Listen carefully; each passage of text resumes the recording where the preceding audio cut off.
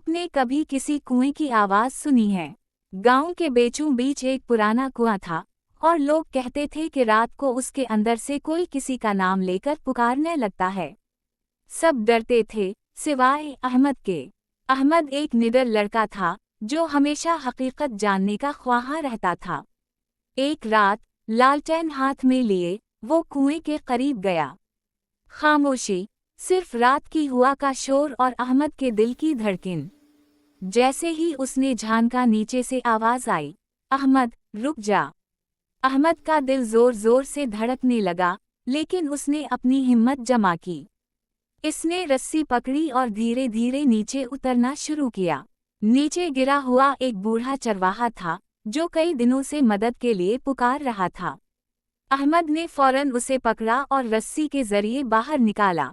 गांव वाले हैरान थे। अहमद ने न सिर्फ एक जान बचाई बल्कि सबके दिल में हिम्मत और उम्मीद जगा दी।